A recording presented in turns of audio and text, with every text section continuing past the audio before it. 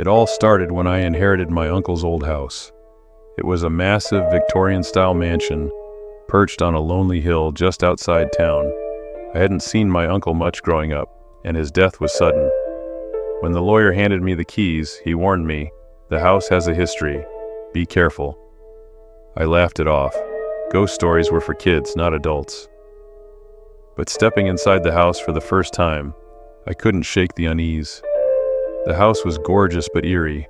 Ornate woodwork, dusty chandeliers, and rows of old paintings hanging in the dim hallways. Each painting was of a person staring directly forward, their eyes following you no matter where you stood. The first few nights were uneventful. I explored, unpacked, and settled in. But on the third night, I woke up to the sound of something moving downstairs. I grabbed a flashlight and crept down the grand staircase. The sound led me to the study, where my uncle had spent most of his time. The door creaked open, and I froze. One of the paintings, of a man in a top hat, was no longer on the wall. It was lying face down on the floor. I picked it up, and that's when I noticed it. The man's eyes in the painting looked different, almost alive. As I stared, a faint whisper tickled my ear. "Leave." I spun around, but the room was empty. I chalked it up to exhaustion. Stress, I told myself. It had been a long week, but the next morning things got stranger. One of the paintings, a woman in a black dress, was missing entirely. I searched the house and found it in the attic, propped up against the window. I hadn't been to the attic yet. How had it gotten there? That night, I locked my bedroom door and tried to sleep.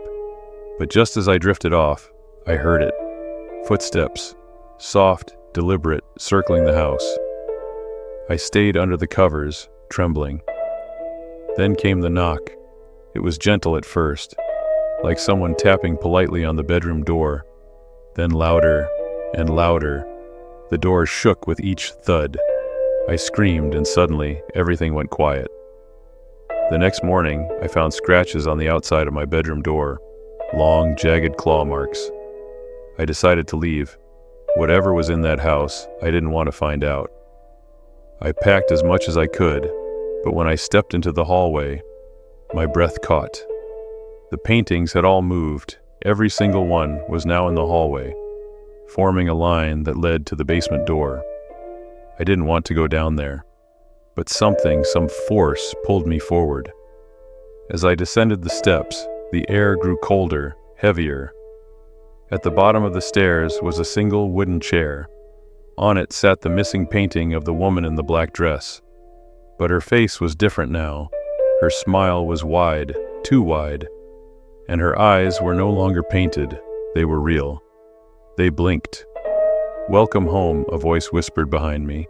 I turned and saw them, all the figures from the paintings, standing in the shadows, their painted faces replaced by something horrifyingly real. I ran, tripping and clawing my way back up the stairs, but as I reached the door, it slammed shut. I turned back toward the basement. The figures were closer now, their faces twisted in malevolent grins. The woman in the black dress stepped forward, her hand reaching out. I couldn't move.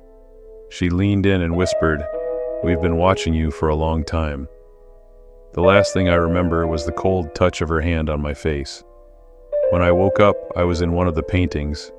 Now, I'm here, trapped, watching, and I'll be watching you too.